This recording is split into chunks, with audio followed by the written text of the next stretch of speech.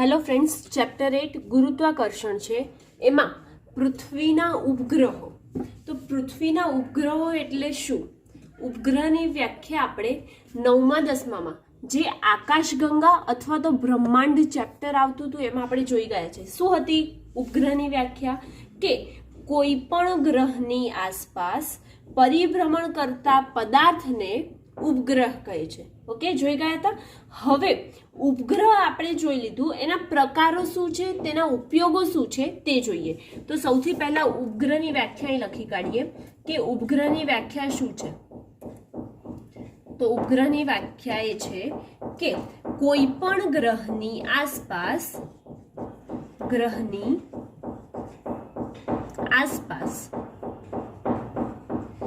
ભ્રમણ કરતા પદાર્થને ઉપગ્રહ કહે છે. હવે આપણે જાણીએ કે ઉપગ્રહના બે રીતે પ્રકાર હોઈ શકે. એક કુદરતી ઉપગ્રહ કે જે કુદરત દ્વારા જે એની આસપાસ ફરે છે, ગ્રહની આસપાસ, એ કુદરતી ઉપગ્રહ. અને એક કયો હશે? કૃત્રિમ ઉપગ્રહ. આ આપણું બેઝિક છે ઉપગ્રહ માટેનું. આ આપણે જોઈને જ આવ્યા છે. શું છે કે બે પ્રકાર છે. કયા કયા? તો કુદરતી ઉપગ્રહ અને બીજું કયું ઉપગ્રહ છે? કૃત્રિમ ઉપગ્રહ. હવે આપણને થાય કે કુદરતી ઉપગ્રહ અને કૃત્રિમ ઉપગ્રહમાં શું આવશે? તો કુદરતી ઉપગ્રહ એટલે કે ચંદ્ર જેવા જે ઉપગ્રહો છે એ કોની આસપાસ ફરે છે? પૃથ્વીની આસપાસ ફરે છે. એટલે કે આપણે ચંદ્રને એક કુદરતી ઉપગ્રહ કહી શકીએ. આપણા દ્વારા મૂકેલું નથી, એ કુદરતી ઉપગ્રહ. અને જે માનવ દ્વારા ઉપર આકાશગંગામાં મૂકવામાં આવ્યા છે કોઈ ગ્રહની આસપાસ, એ કયા ઉપગ્રહ હશે? કૃત્રિમ ઉપગ્રહ. તો કુદરતી ઉપગ્રહ એટલે કે ચંદ્ર એ પૃથ્વીનો કુદરતી ઉપગ્રહ છે. અને ચંદ્રની કક્ષા વર્તુળાકાર હોય છે અને તેનો આવર્તકાળ 27.3 દિવસનો છે. અને ચંદ્ર તેને અક્ષને ફરતો આવર્તકાળ જેટલો જ ફરે છે. અને ગુરુને પણ કુદરતી ઉપગ્રહો છે, જે ઘણા બધા ઉપગ્રહ છે. એક તો કુદરતી ઉપગ્રહ કોનો કીધો આપણે? મેઇન આપણે જાણીએ છીએ કે ચંદ્ર, બરાબર. અને એ સિવાય જો જોવા જઈએ તો ગુરુને પણ બહુ બધા ઉપગ્રહો છે, કુદરતી ઉપગ્રહ. હવે જોઈએ કૃત્રિમ ઉપગ્રહ એટલે શું. તો કૃત્રિમ ઉપગ્રહ સૌ પ્રથમ ઈસવીસન 1957માં રશિયન વૈજ્ઞાનિકે તરતો મૂક્યો હતો. અને એ જે હતો એ સ્પુટનિક માનવ જાતે બનાવેલો સૌ પ્રથમ કૃત્રિમ ઉપગ્રહ હતો. કોણે બનાવ્યો હતો? સ્પુટનિક માનવ જાતે બનાવેલો સૌ પ્રથમ કૃત્રિમ ઉપગ્રહ હતો. અને તેને આકાશગંગામાં તરતો મૂકવામાં આવ્યો હતો. કેમ મૂકવામાં આવ્યો હતો એ ઉપગ્રહ? કેમ કે દૂરસંચાર, જીઓફિઝિક્સ, હવામાનશાસ્ત્ર, આ બધાની માહિતી મેળવવા માટે તે શું છે? ઉપયોગી નીવડે છે. માટે આ કૃત્રિમ ઉપગ્રહ આપણે શું મૂકીએ છીએ? તરતા મૂકીએ છીએ. અને જે માનવી દ્વારા બનાવેલા હોય છે. ઓકે, તો કૃત્રિમ ઉપગ્રહની વ્યાખ્યા જોઈ. તેના બે પ્રકાર છે. તે કુદરતી ઉપગ્રહ ને બીજું કૃત્રિમ ઉપગ્રહ. કુદરતી ઉપગ્રહમાં ચંદ્ર અને ગુરુ જેવા અમુક ગ્રહો છે, એમને શું હોય છે? તેમના પોતાના ઉપગ્રહો હોય છે. અને કૃત્રિમ ઉપગ્રહ એવા ઉપગ્રહ કે જે માનવ દ્વારા બનાવેલા હોય છે અને તેને આકાશગંગામાં તરતા મૂકવામાં આવે છે. કેમ તરતા મૂકવામાં આવે છે?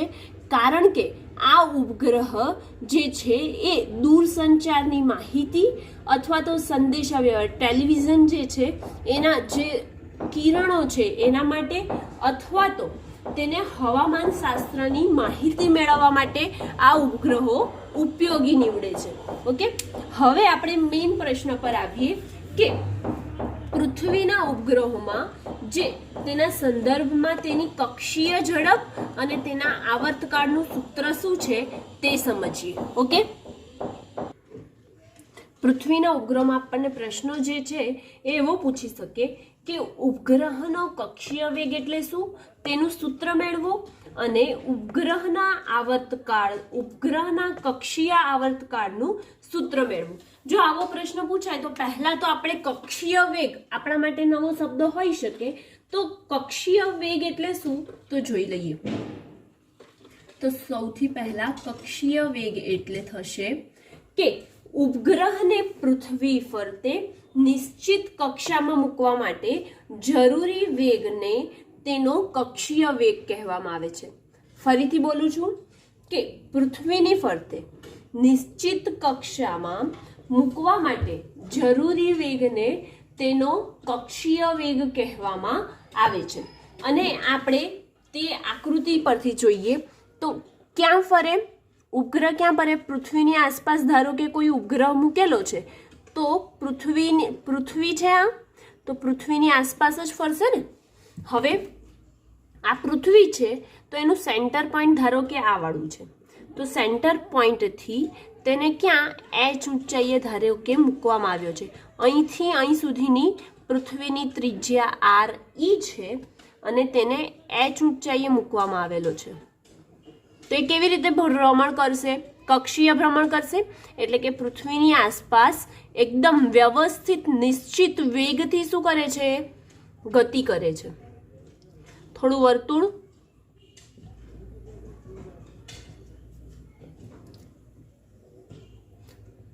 હા, આ રીતે કઈ કે ગતિ કરે છે, બરાબર.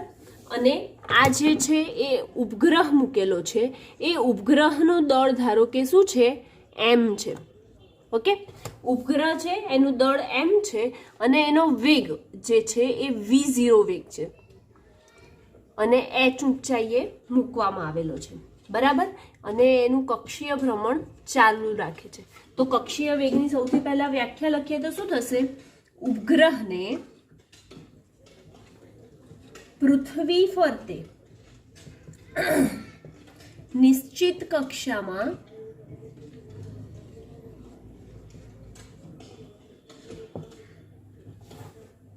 મૂકવા માટે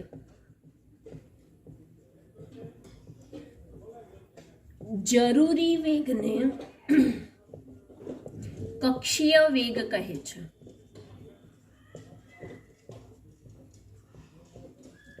હવે આ જે કક્ષીય વેગ છે એની આકૃતિ આપણે દર્શાવી છે. કેવી રીતે? તો એક આકૃતિમાં દર્શાવ્યા પ્રમાણે m દળનો ઉપગ્રહ પૃથ્વીની આસપાસ ભ્રમણ કક્ષામાં ભ્રમણ કરે છે તે રીતે તેને મૂકવામાં આવેલો છે. અને તેમની વચ્ચેનું અંતર પૃથ્વીના કેન્દ્રથી તેનું અંતર કેટલું થાય છે? r પૃથ્વીની ત્રિજ્યા વત્તા h ઊંચાઈ પર મૂક્યો છે સપાટીથી, માટે તેમનું અંતર કઈથી? પૃથ્વીના કેન્દ્રથી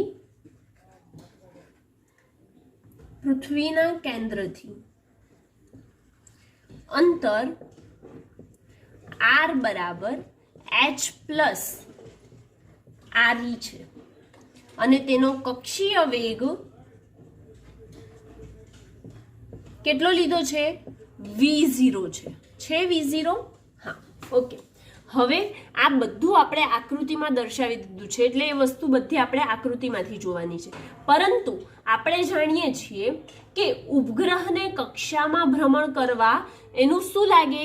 કેન્દ્રગામી બળ લાગે. વચ્ચે કેન્દ્રના લીધે લાગતું બળ કેન્દ્રગામી બળ લાગે ઉપગ્રહને.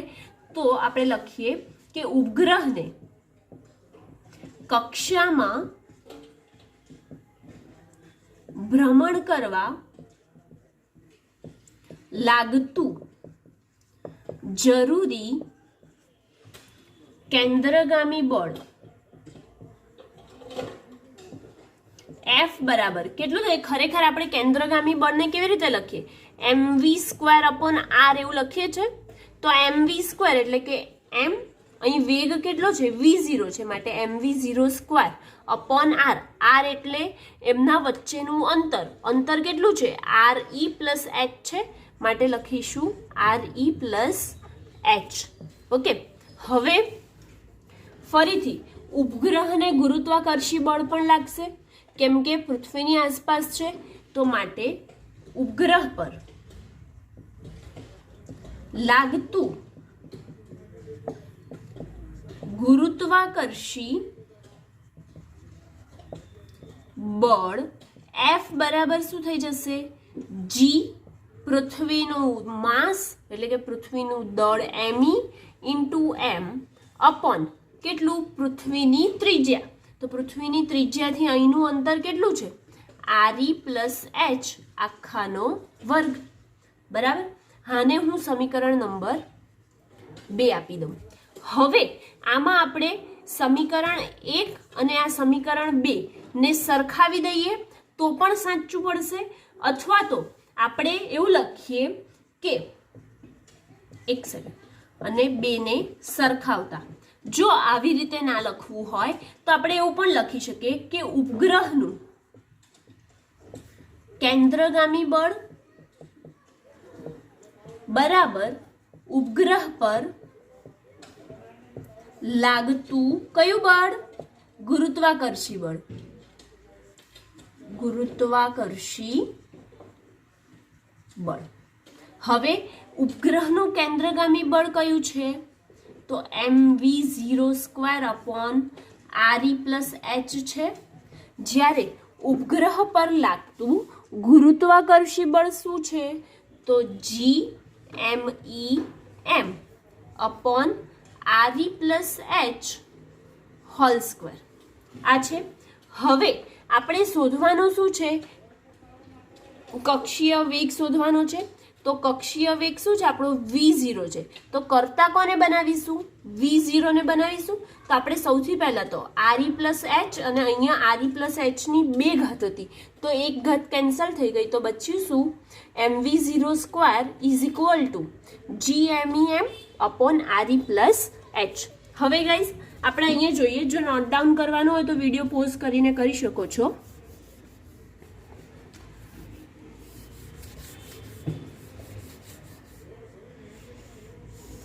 આપણે લાસ્ટ સ્ટેપ જ રાખીએ છીએ, બાકી બધું રફ કરી દઈએ છીએ.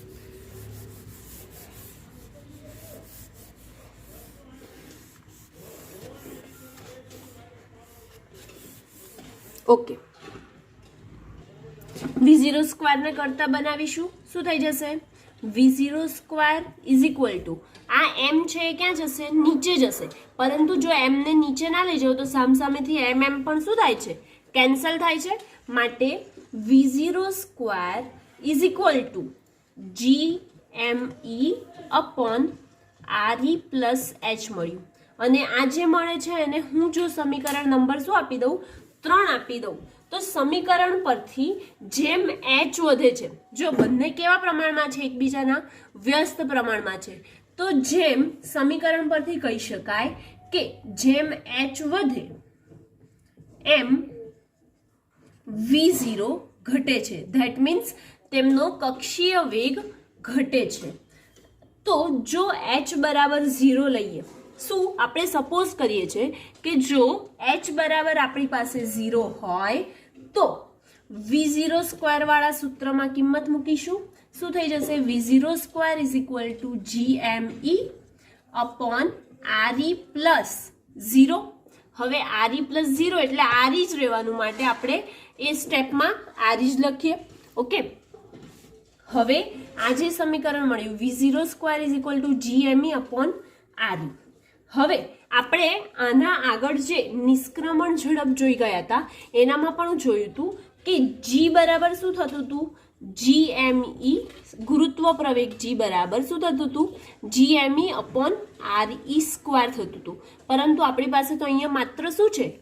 RE છે. તો હવે એને RE સ્ક્વેર બનાવવા માટે શું કરીએ? તો મિત્રો એને RE વડે ગુણી કાઢીએ અને RE વડે શું કરીએ? ભાગી દઈએ. તો RE વડે ગુણતા અને RE વડે ભાગતા. તો શું મળી ગયું આપણને સમીકરણ? v0² is equal two GME upon RE square into RE મળ્યું. ઓકે, હવે GME અપોન RE સ્ક્વેર ની જગ્યાએ તમે શું લખી શકો છો? g લખો, ગુરુત્વ પ્રવેગ g લખી શકો છો. માટે v0² is equal two g into RE. હવે v0 સ્ક્વેર છે, વર્ગ દૂર કરવા માટે આપણને તો કક્ષીય ઝડપનું સૂત્ર પૂછ્યું હતું, તો વર્ગને દૂર કરવા માટે વર્ગમૂળ લેવું પડે. પહેલા આને સમીકરણ નંબર 4 આપી દઈએ. હવે સમીકરણ 4 છે અને આ સમીકરણ 3 છે, તો સમીકરણ 3 પરથી આપણે શું લખી શકીએ કે સમીકરણ 3 આપણું v0 હતું. આપણે પહેલા સમીકરણ 3 ને લખીએ, પછી સમીકરણ 4 ને લખીશું. તો સમીકરણ 3 પરથી શું લખશો? અહીંયા પણ વર્ગ છે, તો વર્ગને દૂર કરવા માટે વર્ગમૂળ લેવું પડે. વર્ગમૂળ લઈએ તો શું થઈ જશે? v0 ઇઝ ઇક્વલ ટુ, સામે બાજુ વર્ગમૂળ લઈશું, કેટલું આવશે? gme upon re plus h. તેવી જ રીતે શેના માટે? સમીકરણ 4 માટે. એટલે આપણને બે કિંમત મળી ગઈ. કોની? કક્ષીય વેગની. સમીકરણ 4 પરથી લખી શકો છો તમે કે v0 બરાબર સ્ક્વેર છે, સ્ક્વેરને દૂર કરીએ તો શું આવશે? વર્ગમૂળ આવશે, માટે g ઇન્ટુ re થાય.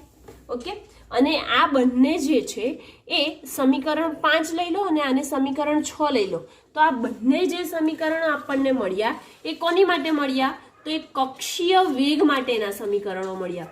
બરાબર? તો કક્ષીય વેગ માટેના સમીકરણો 5 અને 6 છે, અથવા તો કક્ષીય વેગના સૂત્ર સમીકરણ 5 અને 6 માં છે.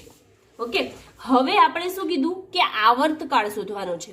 તો આવર્તકાળ શોધવાનો, તો સૌથી પહેલા આવર્તકાળની વ્યાખ્યા જોઈશું, કેમ કે આપણે કક્ષીય વેગ જોયો તો કક્ષીય વેગની પણ વ્યાખ્યા જોઈતી. તો હવે કક્ષીય આવર્તકાળની વ્યાખ્યા શું થશે? તો ઉપગ્રહને પૃથ્વીની ફરતે ભ્રમણ પૂર્ણ કરવા માટે લાગતા સમયને કક્ષીય આવર્તકાળ કહે છે. શું કહેવાય? કે કક્ષીય આવર્તકાળ. એની વ્યાખ્યા શું થશે ગાઈઝ? તો થશે કે ઉપગ્રહને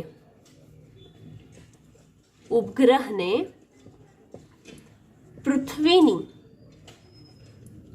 ફરતે ભ્રમણ પૂર્ણ કરવા માટે લાગતા સમયને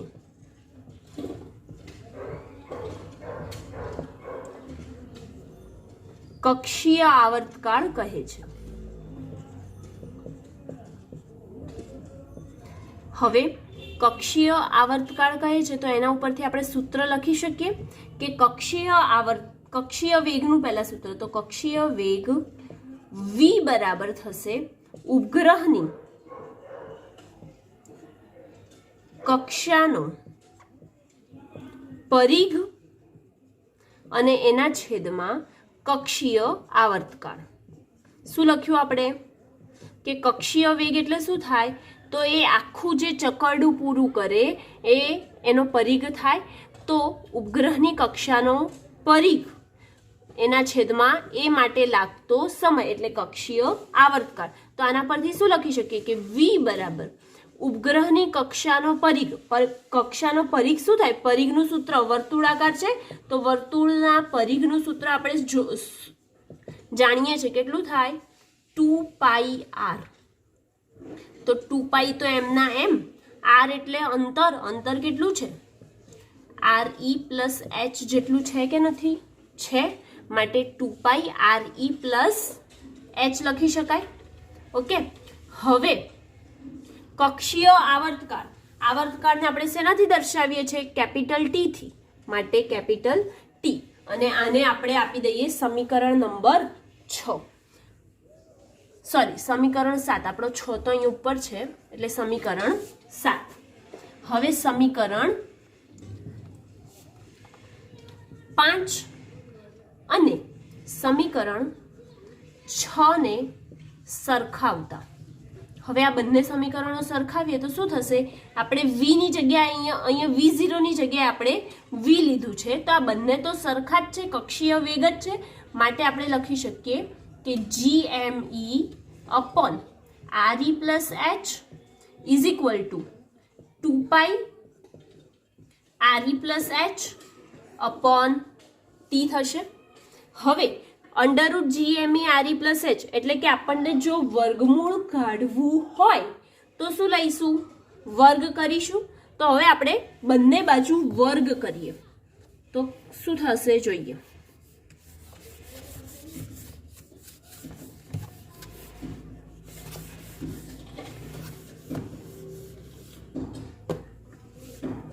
બંને બાજુ વર્ગ કરતા હવે વર્ગ કરીએ તો મળશે GME upon RE plus H. કેમ કે વર્ગ વર્ગમૂળ કેન્સલ માટે ખાલી એ પોતે જ આવ્યું. હવે 2 નો વર્ગ કરીએ તો શું મળશે ગાઈસ?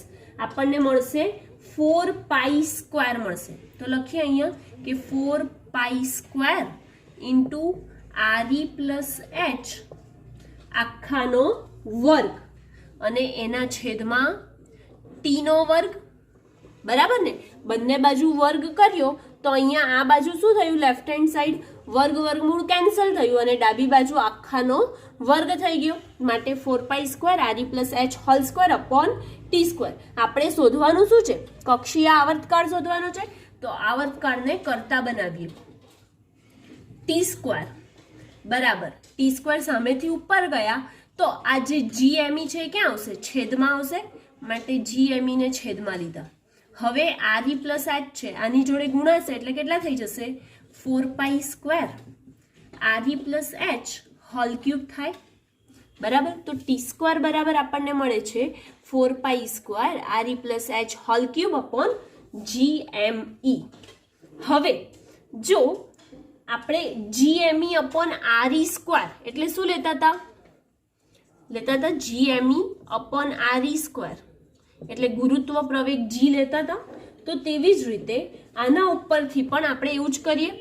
શું થઈ જશે કે GME upon RE plus H. કેમ કે આપણો અંતર કેટલું છે? RE પ્લસ એચ જેટલું છે માટે આખું લઈશું.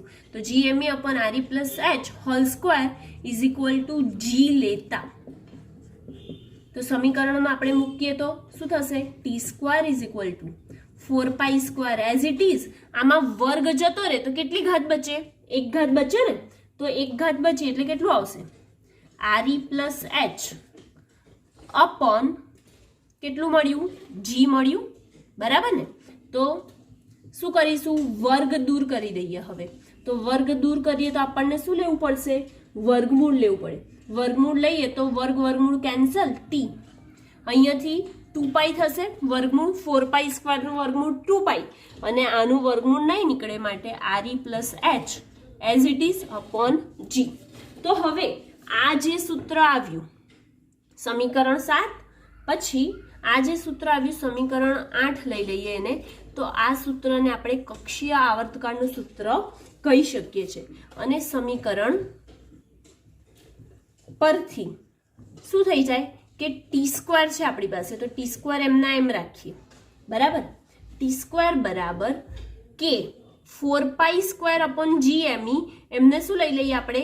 કે લઈ લઈએ કોઈક અચળાંક અને RE પ્લસ એચ ક્યુબ એટલે કે R ક્યુબ લઈએ.